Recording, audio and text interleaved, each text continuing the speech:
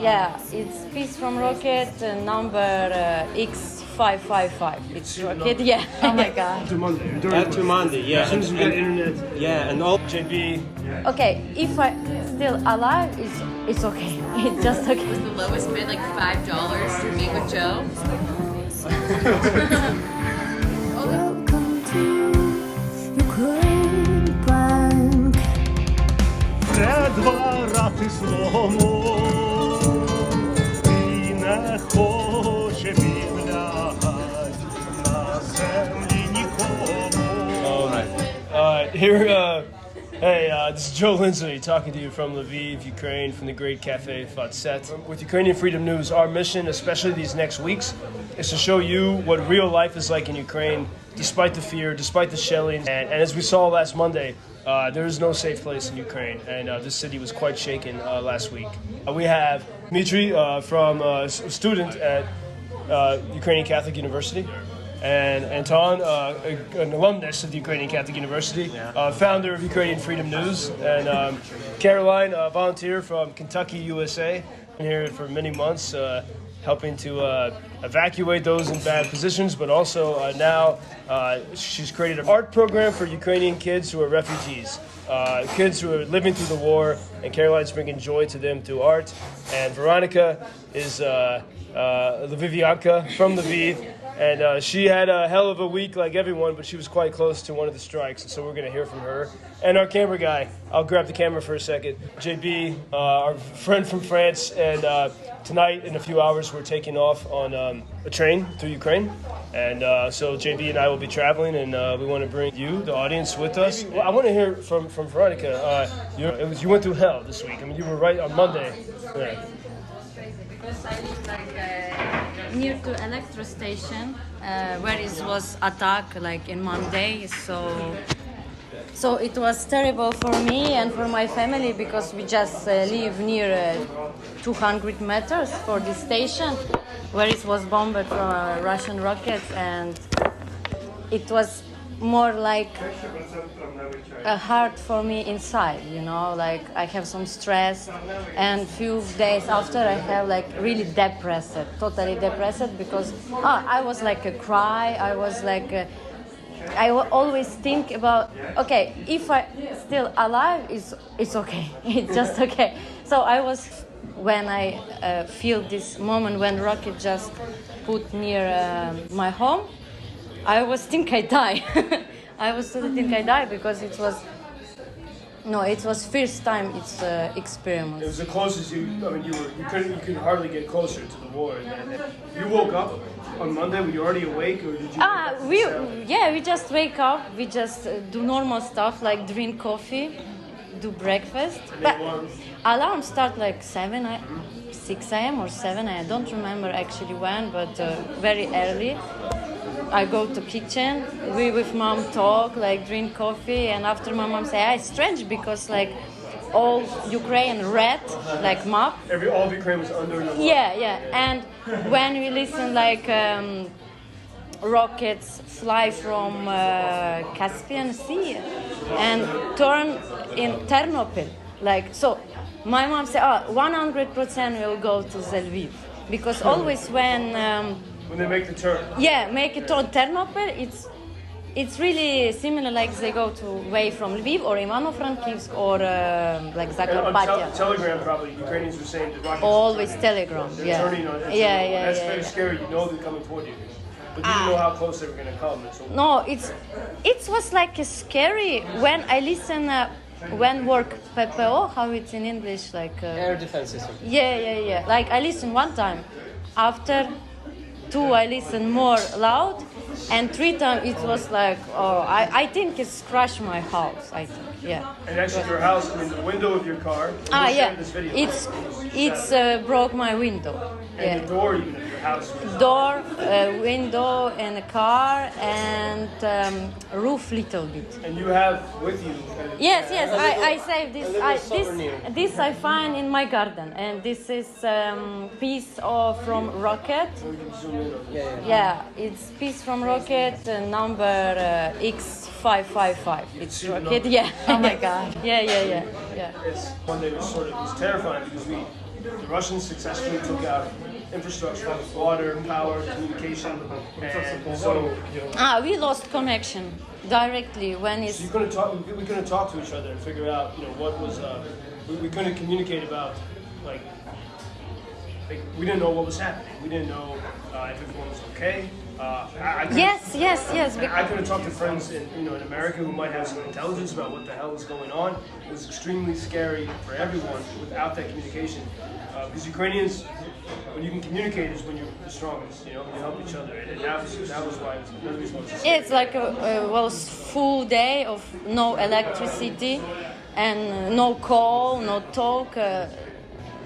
No, even you can call your family. But in this moment, I were with my family, but not with my friends or my grandma, grandfather. They live in different home. So, but also near, not far. They live like. How do you feel now when you hear here in Lviv, hear an air alarm? What's your Did this change you? Of course. Yeah, I feel always panic.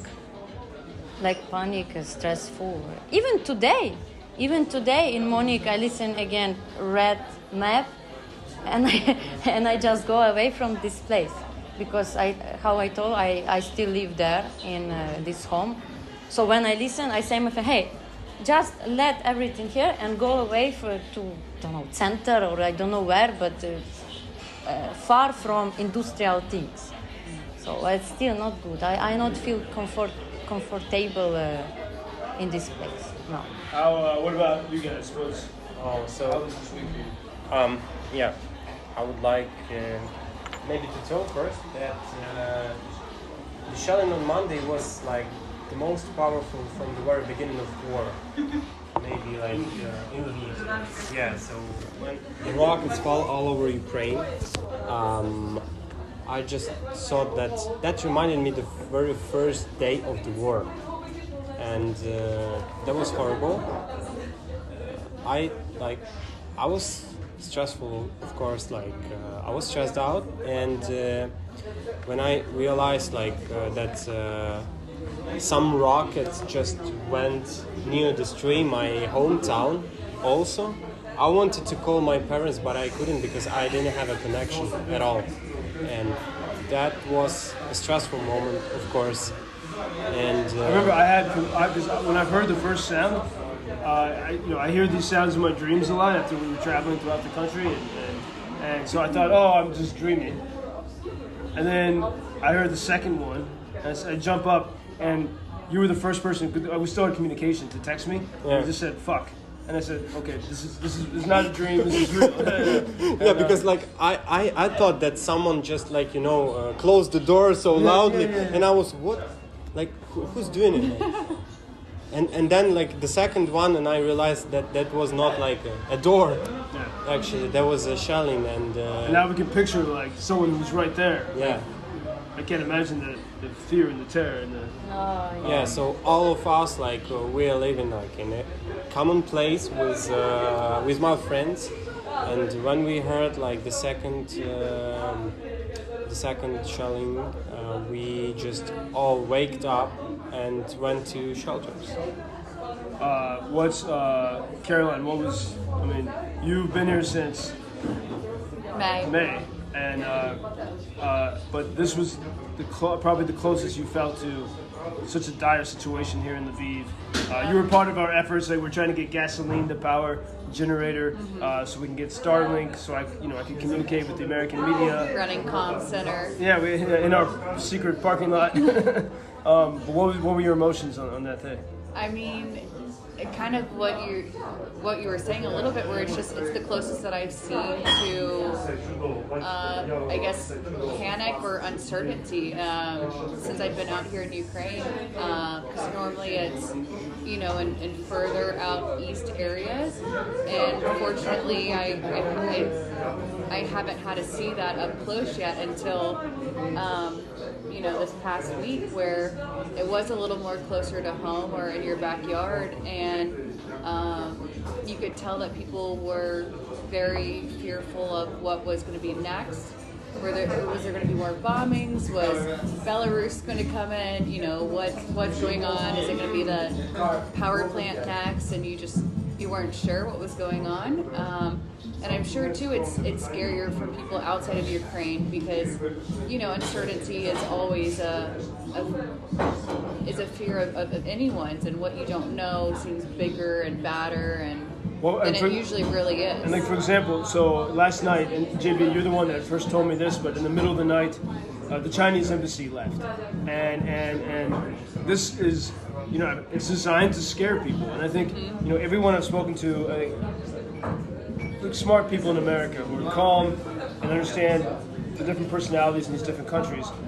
Like, China does not want nuclear war. They don't. It doesn't benefit them. It doesn't benefit India, and they can put pressure on Russia. But they can still play Russia's game and try to scare everyone, because the nuclear scare tactics seem to be working. I mean, everyone from Elon Musk to just regular Americans are scared of this nuclear threat. But here, I mean, here we are. Here, you know, we're still here. You know, you could leave the country, Veronica, and you're not. Basically, at the 10th of October, I woke up and I have a balcony that slightly open up, and I hear the balcony is shaking, and I was whoa, and I quickly dressed up and went to the UKU, to my university, because everything went out, everything was missing, light off, water off, and that was continuing up to 2 days, I think, because in different districts in Lviv there were different situations with it, and for example in my district we haven't had anything at all. So I went to UKU, and even at our campus the internet, the light wasn't working, so they had the Starlink. Firstly I saw the Starlink with Anton, and but they tried to scare us, but like it's not scary, we're just pissed off. We're very angry. And that's why. Exactly it. Yeah. Like, you know, you hear people outside that are worried and they're sad, and they're like, well, what's going on? And I'm like, you know, are people fearful, are people leaving? I'm like, every Ukrainian I've talked to, they're just more driven, more angry, more upset, and they want this war so much more to end and to be successful in that. So I think it's really cool, because with anything in life you could go one or two ways, right? We were talking about this, you can like lean in it, you can back away, or you can freeze. And you know, it's really fascinating, the culture here in Ukraine, how everyone is just so passionate and driven and ready to face things head on. Yeah, and that's why like we transmitted our anger into donations. Yeah. So many donations, so like much money in a minute. You mean after Monday? Or during After Monday, yeah. As soon as we get internet. Yeah, and also. That was crazy. That was really crazy. Yeah, like, and also we did so with our auction of meetings. Yeah, so that we created. with Anton we created the auction of meetings where you can buy like the meeting with the person. Oh yeah, sort of different people throughout Lviv could. I was one of them. You say, they share their profiles on Instagram of people and say you can pay money to have coffee with this person. Caroline did. Did you ever? Yeah, I did. Yeah. Wait, who met with you? We haven't had the meeting yet. Is it like one lucky winner, or is it? I only. I don't know. But he is a hot lot. Are we finding you suitors? I haven't met her yet, but yeah, you got to put me in touch, please. Yeah. Wait, were you the one organizing this? Yeah, me too. Yeah. We get the last word from you, JB. Why are we going on this trip? So you've been in Lviv for a couple of weeks now, and you're ready. You're ready to. Yeah, I'm ready to go back. And because you were going into gray zones, right into the front line, and to evacuate people, and right in the thick of it. And Like I want to go in east under the missile and fire to be sure it's not coming in west more. I think we in east we try to push the war more east as possible. So it's going to Russia and not in Ukraine anymore. thank you all for this conversation, and I hope when JP and I return, we don't know when, but sometime we will all reconvene and talk about how our lives have changed and how we keep going.